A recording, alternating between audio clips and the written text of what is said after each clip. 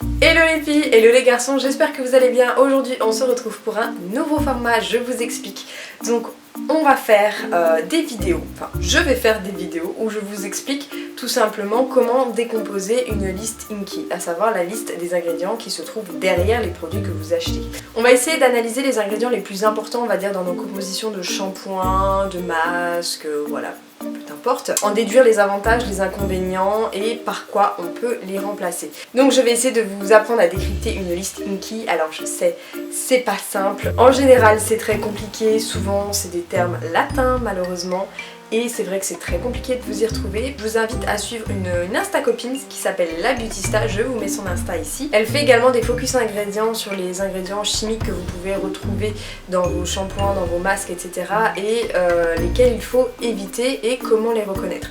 Donc je me suis en partie appuyée sur certains de ces articles-là pour faire ma série d'articles. Donc je préfère voilà, la mentionner puisque l'honneur lui revient. Elle a un très bel Instagram et son compte c'est une vraie mine d'or. Franchement, allez le voir, abonnez-vous à son compte, ça vous sera plus facile que de regarder mes vidéos dans le supermarché, je vous assure.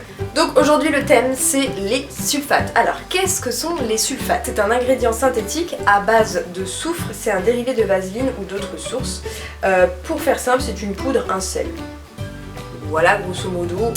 Alors, à quoi servent des sulfates? Donc les sulfates, ce sont des agents nettoyants qui agissent en tant qu'agents de surface. C'est un composé d'eau et d'huile soluble qui, avec l'eau, mousse et émulsionne les corps gras. Donc c'est tout simplement, en général, le premier ingrédient que vous allez retrouver dans vos shampoings. Ils ont plutôt pas mal de points négatifs si vous suivez mes vidéos depuis le début. Donc ce qui les rend dangereux, c'est le processus de sulfatation du SLS qui est légèrement différent des autres sulfates dans le but de réduire leur facteur d'irritation.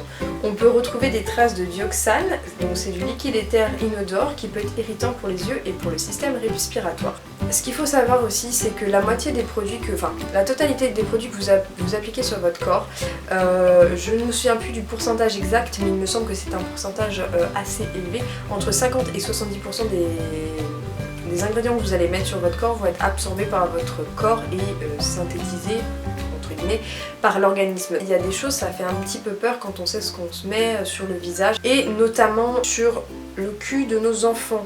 C'est là où c'est d'autant plus grave si j'ose dire. Pour continuer dans les sulfates, ils assèchent votre peau, vos cheveux et sont également allergènes. Youpi. Les nitrates qu'ils contiennent pénètrent la peau, voilà, le sang, encore mieux, et ne sont pas bons du tout sur le long terme pour notre organisme. Tiens donc. Ce sont des sources Wikipédia, hein. C'est pas des trucs que j'ai trouvés comme ça, voilà. Les tensioactifs sulfatés favoriseraient aussi la chute de cheveux par son action corrosive sur la racine du cheveu où ils s'accumulent. Oui, oui, ils sont à la base des détergents. Je vous lis, hein, parce que bon, moi j'avais conscience que les sulfates c'était mal, mais pas autant que ça.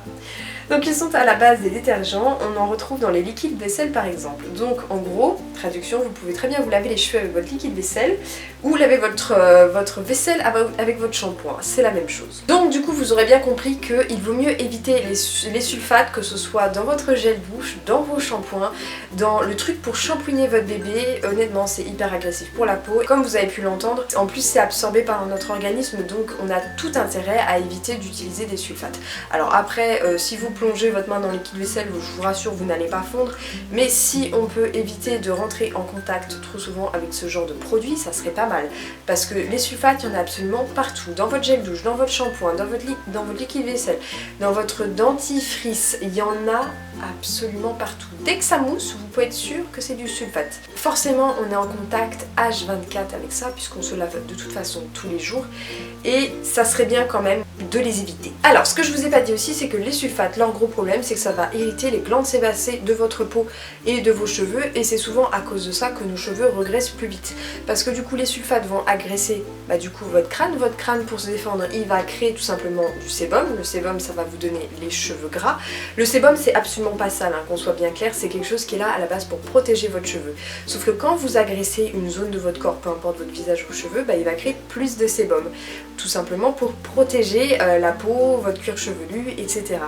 Et du coup c'est tout simplement un mécanisme de défense, et en général quand vous avez les cheveux gras, c'est tout simplement que votre corps vous dit écoute, arrête d'utiliser ce produit produit avec moi parce que sinon je vais t'en faire voir de toutes les couleurs. C'est tout simplement pour ça. On va faire un classement des sulfates les plus agressifs au moins agressifs. À quoi va vous servir ce classement? Tout simplement à repérer les plus agressifs, ceux qui sont vraiment à éviter au plus haut point, ceux qui sont moyennement agressifs qu'on peut utiliser de temps en temps et entre guillemets les plus doux, ceux qu'on peut utiliser quotidiennement. Les sulfates qui sont le plus irritants sont à savoir l'ammonium lauryl sulfate. Attention, c'est un produit qui est présent dans les produits bio, il est utilisé dans les produits bio, donc c'est pour ça que je vous en supplie, il faut apprendre à lire les compositions parce que ce produit là est utilisé dans les produits bio dans le plus grand des calmes.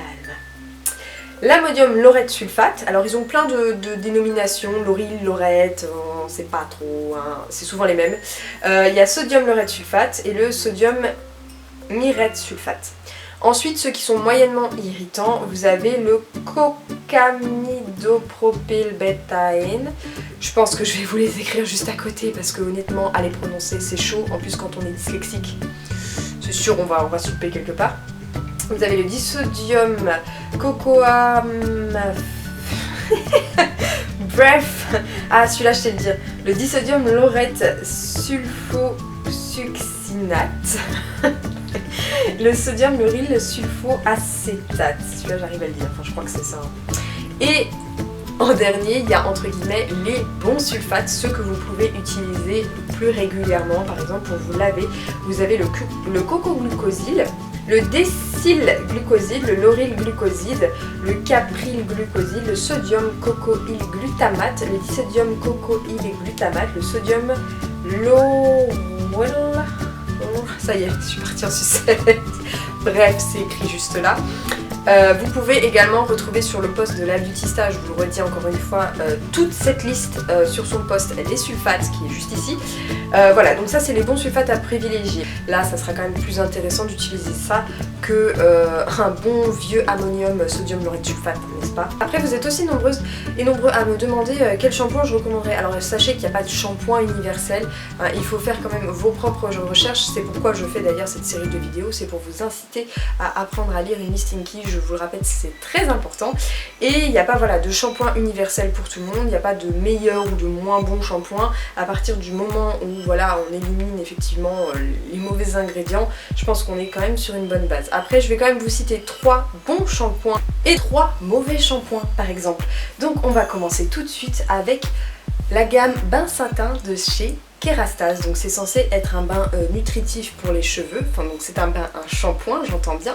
Et donc on retrouve dans la composition, donc en premier de l'eau, c'est tout à fait normal, et en deuxième position du sodium laureth sulfate qui est un des tensioactifs les plus agressifs. Et en seconde position, enfin troisième position après l'eau, on retrouve des diméthicones.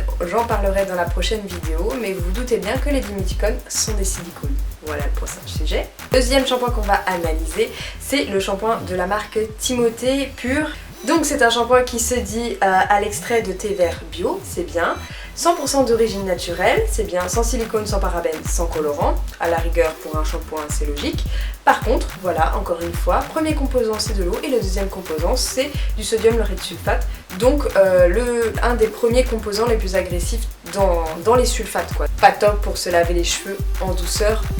Encore plus si c'est quotidiennement. Vraiment dommage parce que le troisième ingrédient c'est tout simplement du cocoamidopropylbétaïne qui est un sulfate un peu plus doux que les sodium laureth sulfate de base. Et c'est vraiment dommage parce que je comprends pas pourquoi tout simplement ils ont pas mis ça en premier plutôt qu'un sulfate plus agressif. Et troisième shampoing, on va parler de l'ultra doux à l'huile d'avocat et au beurre de karité. Donc son packaging suggère qu'il est ultra doux comme il le dit, donc forcément bon pour les cheveux. Or la composition nous dit qu'il est composé donc en premier lieu d'eau, ce qui est tout à fait normal, et encore de sodium laureth sulfate. Donc encore une fois un des tensioactifs les plus agressifs sur le marché, c'est absolument pas logique. Et ce qui n'est encore moins logique, c'est que toujours en troisième position, on retrouve un sulfate qui est pourtant beaucoup moins agressif, qui est le disodium cocoamphodiacétate. Ça aurait pu être en première position et ça aurait été beaucoup plus doux pour les cheveux, mais malheureusement, tout simplement, les SLS, les sodium laureth sulfate, sont des sulfates qui sont beaucoup moins chers à produire et c'est pour ça qu'ils sont souvent, très souvent, beaucoup trop souvent, présents partout. malheureusement pour nous. Après je vais quand même vous citer 3 bons shampoings qui contiennent, on va dire, les bons sulfates. On a le shampoing C-Bio qui est en format 1 litre, qui a une très bonne composition et qui coûte entre 7,45€ et 5,21€, donc le litre. Ce qui n'est vraiment rien du tout pour un shampoing bio de 1 litre. Vous êtes également nombreuses à me demander où est-ce qu'on peut trouver des produits bio dans les grandes surfaces. Alors malheureusement, la moitié des grandes surfaces n'ont pas de rayon à proprement parler bio naturel pour les soins capillaires et les soins pour le visage.